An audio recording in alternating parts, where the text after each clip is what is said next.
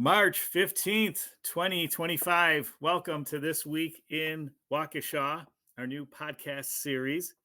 I'm your host, Don Brown, coming to you from the office of former Alderman Don Paul Brown here in our beloved Banting Park home in Waukesha. I am joined by my faithful and expert producer, the mighty Max Martinson. And today's podcasts it's my first double feature, if you will, be the same guest for both podcasts. This is my good friend, Deanna Troust from Truth in Common out of Washington, D.C. And Deanna, how are you? I'm pretty good, Don. How are you? Great, thanks, especially considering the situation. But before we dive into that, yes, this is St. Patrick's Day weekend, if you will. There's a big game at noon today while this podcast is being recorded. It's many of your beloved Badgers against my Michigan State Spartans at noon our time in the Big Ten tournament semifinal. So I may look a little anxious, like I'm trying to rush these podcasts so I can catch the game on time. But also, it's a week filled with even more uncertainty given what's going on in Washington, D.C. Some proposed federal cuts include PBS and NPR are, without a doubt, our most neutral or objective sources of news in media. Some other alarming news I understand from the Maggie Dawn show that information our State Department has gathered about Russians abducting Ukrainian children during that war, that the Trump administration has terminated the submission of that information over to European authorities, if you will, for lack of a better term. But in addition to St. Patrick's Day weekend, it's also today's the Ides of March 15th. And for those of you who don't know your Roman history, there was a soothsayer, one who could see the future, who had warned Emperor Julius Caesar to beware of the Ides of March. And he kind of, I guess he didn't pay close enough attention because it was around this time that he was assassinated by senators, including his closest friend and confidant, Brutus. Anyway, it's rather timely giving our discussions. Deanna was a guest on my radio show last fall. Her nonprofit Truth in Common provides workshop information and related resources to teach everyday people like you and me how to identify misinformation, how to address it, how to have meaningful dialogues with those of you who are very politically opposed to your point of view, and how we can regain civility, especially at the most local level. So, but Deanna's also a Washington, D.C. resident, and she's witnessing firsthand the impact of these federal cuts. Many of her neighbors are federal employees, as one can imagine, and a very scary time for her at the local level, which I'm grateful to give her this opportunity to share that with us. And then in the second part of this podcast, and we're also going to talk about kind of the big national high-profile impacts and how this misinformation continues.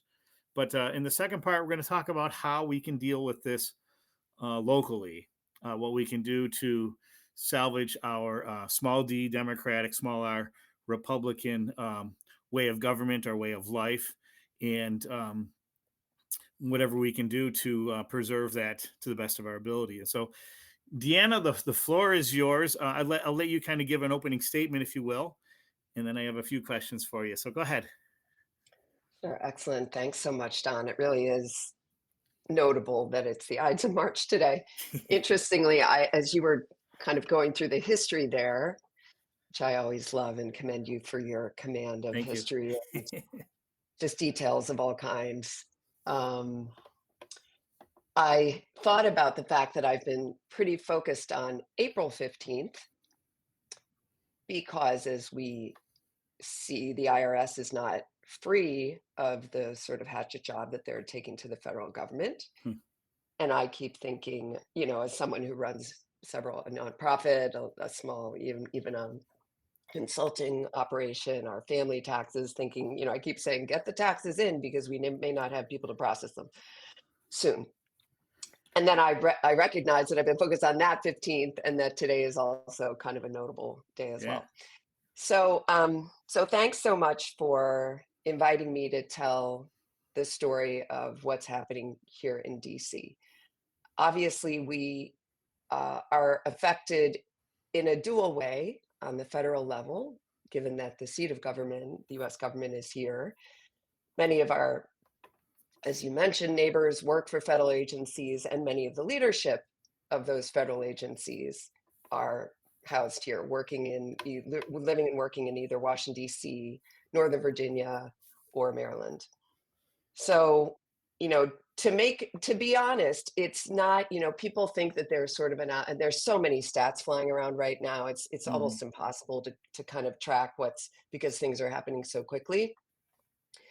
But the stats are that 20% of the entire federal workforce, which you will see either 2 or million people comprise that workforce is comprised of either 2 or million, 3 million people, depending on what Right. sources you check. Sure. But in the millions, 20% of that entire federal workforce is here in the district, Maryland or Virginia. In Washington, D.C. specifically, we're a community of 700,000 people. 13% of our workforce are federal workers. So we have a lot of federal workers, but there's other states. We're not a state, as we'll talk about, but Mhm. there's other states that have even more significant numbers of federal employees. But needless to say that it affects our economy greatly when people lose their jobs at federal agencies. It affects our housing prices. It affects, pretty much everything here. Yeah. But really, what can resonate for people are the local stories. For example, I spoke with someone yesterday who is in very similar line of work, someone who used to work for USAID as a contractor Oh, yeah. and delivered actual media literacy trainings, just like we do at Truth and Comment around the world, following an evidence-based curriculum, working in Ukraine and many other countries, helping people navigate digital spaces and avoid falsehoods. And he talked about he's got small kids, he lost his job, but equally impactful is the way in which this is going down. It's incredibly toxic to have he described a lack of information, confusing information, Mhm. being let go without any notice. That can obviously, you have to still pay your bills regardless, you Mhm. have time to make a plan. And then just the trauma of sort of being let go overnight, and the effects on family, explaining to children as well. So he described that toxicity, and that's happening in spades here, but also around the country. I had another friend who's pretty high up at the FDA who was worried about being subjected to personal attacks and trolling on social media just because she has a high level job at the FDA. I mean, that these dynamics, this is what I sort of term inhumane leadership, to let people go in this manner. It's not okay. My personal opinion is that it's not okay. Anyone here would say that the federal government is certainly not perfect, that there's bloating, that there's no doubt Mhm. waste. I worked Mhm. with captains of industry like Bob Galvin and Paul O'Neill, who Mm. were part of the Six Sigma movement, who said, yes, Mm. eliminating waste from any system is an honorable and needed thing to do. They were also people first leaders. They Mhm. would empower employees to be on board with things like eliminating waste, give them the project, Yeah. not just cut people overnight. I can't tell you Right. how opposite the Yeah. approaches were that they described to me Mhm. versus what's really happening. Yeah. Another friend of mine was furloughed because she had simply the word social justice in her job description, and Wow. she worked for the EPA and now has been Sure. reinstated. What were the reasons for the reinstatement? Do you know? Well, I think what we're seeing is big moves that get a lot of PR value, Mhm. and then walking back certain things. Yeah. Yep. So And she did make a fuss. yeah. And had the union behind her. She had just joined, and so maybe that was part of it, but a lot of it is, Yeah. there's other programs that they cut and people were reinstated without, Sure. very quickly. Sure. So it's like, You know. make the big dramatic cut, it Yeah. plays well on social media, and then we may have to walk it back, but that messaging isn't gonna Yeah. travel the same way that the And initial does. this is a good lead into my first question, Deanne. Is kind of a eureka moment this morning as I was listening to a TikTok from Kristen Bry, formerly of Civic Media, now with TMJ News Radio, I believe. Really great news journalist, and she had mentioned that all of these big news items like trying to annex Greenland and Canada, and even the more direct hit ones like these proposed layoffs, could they be a red herring to distract us from everything that's going on behind the scenes for the Trump administration to take even further control? And some of the language in her reporting, it mentioned that they're basically grooming the next two generations of people to rule this new technocracy or this new oligarchy, which many of us fear. What are your thoughts on that? I agree with the latter wholeheartedly. I don't think that someone would take steps this drastic if they weren't pretty sure that they were going to be able to hold on to power Hmm. for some time to come. Hmm. In terms of the first comment, as cover, I think that's I look at it slightly differently, but it's a similar it's sort of a similar outcome, right? Where the current administration and those that were able to regain power in November or gain power are excellent at fueling the social media machine and providing information and messaging that is so dramatic and sensational that the algorithms love it. It's algorithm food. Yeah. And so that is the information that spreads very widely. They're able to tie up the news cycle and all of our attention pretty much constantly. And yes, that could be cover for what's going on um, behind the scenes for sure. That's one way to look at it. And another way is to just notice that a lot of this is public relations in a sense. Like that's kind of a traditional term to phrase it. Now we're in a social media world. But if you think about some of the executive orders, those that nothing much came from, I almost started looking at them as almost like a press release, Yeah. something to get news and seem very like a very dramatic step Uh-huh. that may or may not even have led to any real action. And then if you think about more, some of the most dramatic moments, like for example flying migrants to Guantanamo Bay, Yeah. there was video recorded of that. That's a very visual opportunity. There was video Yeah. recorded of that. Someone even referred to it as sort of like these ASMR videos of migrants getting off the plane. And then they were returned twice, not once, Oh, but twice, to the wow. tune, and it all cost taxpayers $16 million. Wow. So you got to ask why that was done. Where they just didn't realize that that's not an appropriate or Yeah. legal thing to do, Sure. or was it simply for TV, television's sake? I honestly think of the Hunger Games a lot, where everything Yeah. was for TV. Yes. And so, because I know you've been following this closely, and you shared some metrics with me on it that, and you mentioned algorithms. What is there a way to simplify the way that the media or those, I guess, MAGA or those whatever nefarious forces behind them, the way that they're manipulating the media through social, particularly through social media outlets? How is that all working, and what should we be aware of?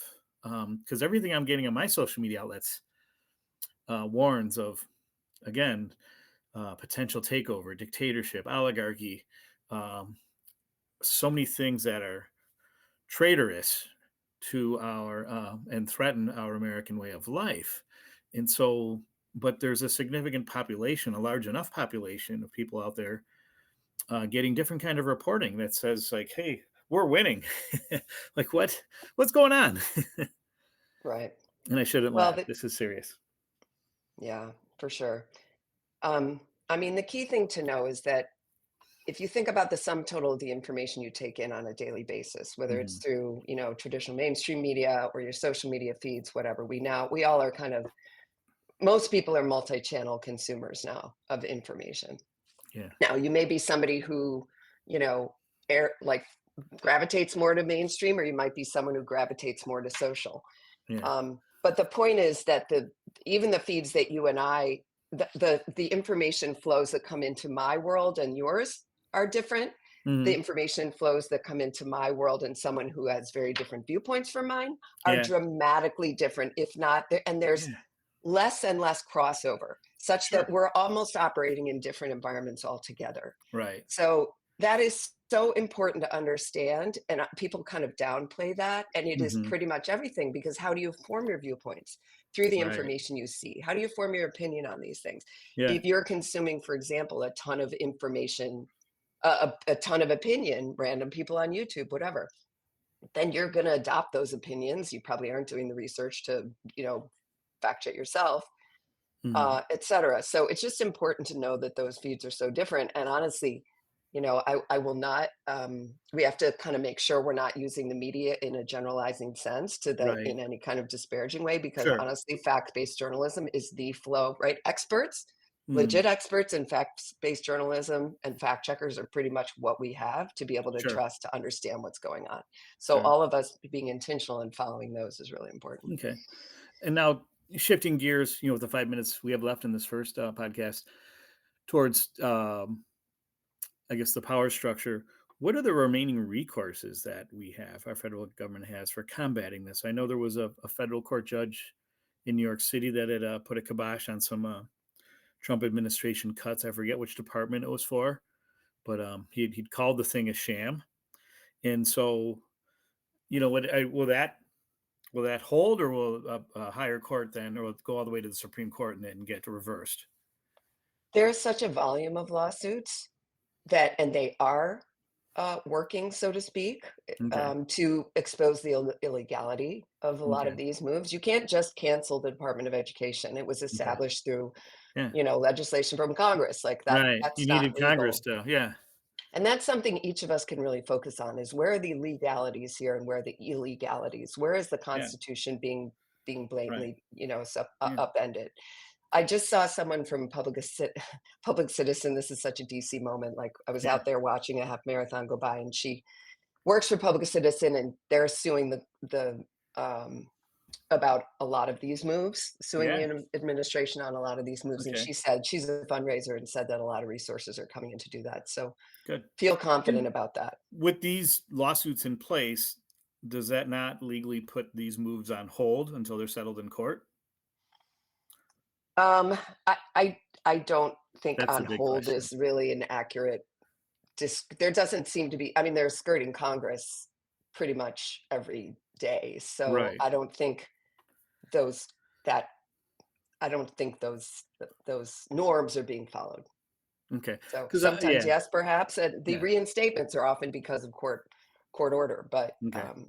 there's a lot that is And I happening did anyway. I did see some movements within the last maybe week and a half of some Republican legislators that are speaking out that are sharing our concern, principled conservatives, you could say that, and even what MAGA's proposing, tariffs and the like, are very contrary to conservative economic principles. Is that Completely. are we seeing some tangible progress there, or is this smoke and mirrors, or will these people Well, eventually be?